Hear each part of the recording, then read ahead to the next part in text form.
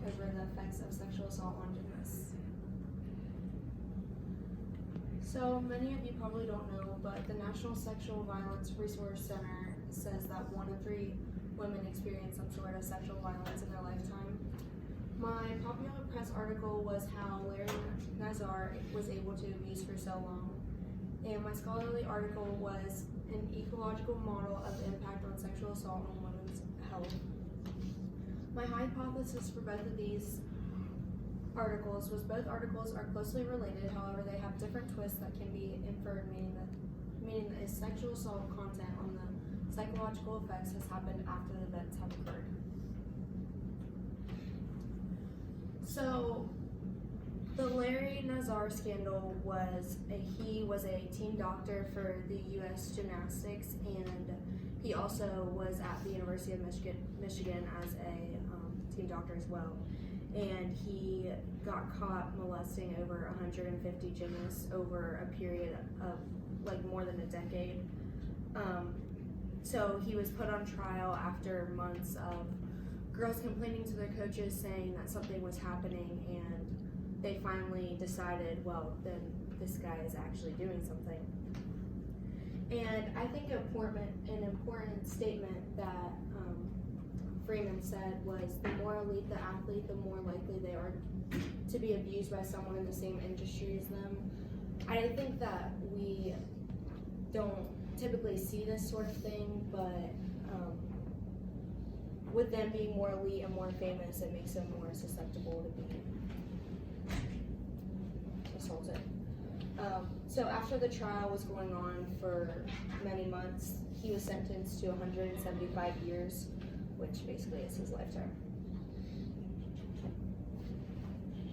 So the impact on sexual assault on women's health. So the main point was that victims are blamed for the assault and that they caused it, which is a very important statement, because these girls were not in any way, they deserve to be treated how they were, and they did not deserve it. So there's 5 steps that a victim goes through. So the first is individual, and that is individual characteristics that make them susceptible to be a target. The second is a microsystem, which is how the victim had a relationship with the predator. The third is meso and ecosystem, which is the support from the family after it already had happened. And the fourth is the macro system, which is thinking about going legal. And the fifth is craniosystem, which is dealing with the effects after it had already happened. And with these events, victims are most likely to experience PTSD and anxiety and depression, and that's really sad to think about, because especially dealing with these girls, it wasn't their fault, so they shouldn't have deserved that.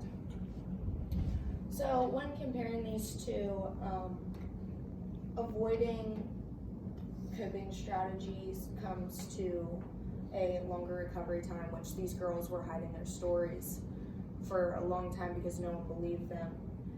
And Jamie Dancher, she was a girl that was abused in one of the camps that she continued to go back to, and she said that she kept her secret for so long because no one believed her when she had said at the camps, like, he's doing this, but she didn't want to not be allowed to go to the camp next year because it was such an elite camp that you had to be invited back, so she just kept her secret. And Jennifer stated no one wanted to tarnish his reputation, and this was out of fear of the girls not making the team, just like I said with Jamie. And the victims' statements were backed up by mental aspects of sexual assault, victims being afraid of self-blame, which is ultimately what this scholarly article is about. So Campbell, Dorkin, and Carvella stated that if a victim turns to the formal systems, they may face disbelief or blame, which is typically what happens in a normal sexual assault case, but with this being so many girls having the same statement about the same guy, that the judge was very understanding about the girls, and I think she realized that she had to listen to their stories because there were so many girls involved. Also, the audience between these two articles was for different purposes. The Nazar case was to inform people about what had happened to these gymnasts and the impact on the impact on women's health due to sexual assault was to educate people on the signs of abuse and what can happen after to them. So in conclusion, with both articles, the information goes hand in hand, meaning the events that happened to the victims in the Larry Nazar case are comparable to the long-term psychological effects of sexual assault victims. So Nazar's actions will forever leave his victims scarred forever, and he will serve for the rest of his life. And now the victims are in recovery to moving on from this tragedy and trying to overcome the mental issues left behind. Any questions? I do have a couple questions, but anybody else? One, could you just repeat that really awful statistic at the beginning? You said it's 1 in 3? 1 in 3 women experience sexual assault at least once in their lifetime. So this terrible case at Michigan State and with U.S. gymnastics teams is an extreme case, but generally you're saying this is a huge problem everywhere. Yes. And mainly then unreported, apparently. Mm-hmm. Yeah. Well, it's not reported because most people, like during the trial, it ends up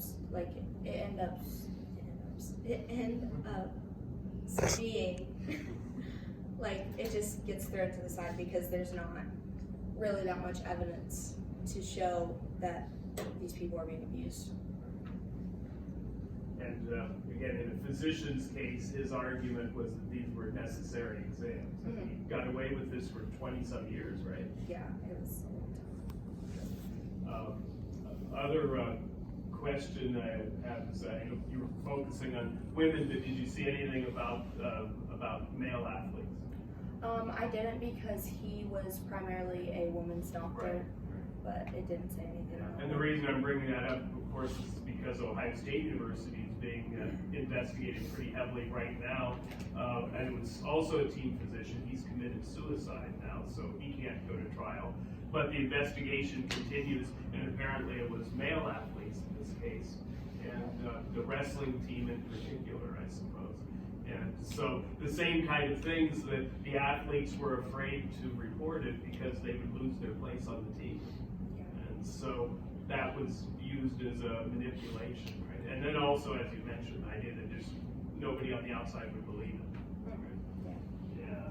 So what can we do to try to, I guess we can't eliminate the problem, but to reduce it? I think with gymnastics, it's really, really hard. I used to be a gymnast, so this kind of hits at home for me. But because of the competitive nature of it. Yeah, I think that we just have to be more willing to listen to the gymnasts and their stories, and just be more watch more. I think that's all you can really do. I know this is a weird thing, but you know how everyone knows how gymnasts wear leotards. Well, I know now that they're making them wear shorts over top of them, so it's a little less showing. Not that that helps anything, but could be a step in the right direction. Yeah. Okay. And I used to teach in Louisville near here, and several years ago we had a scandal, not quite as bad, but it was about the guy who owned the gymnastics club putting cameras in the dressing room. And so he's in jail now.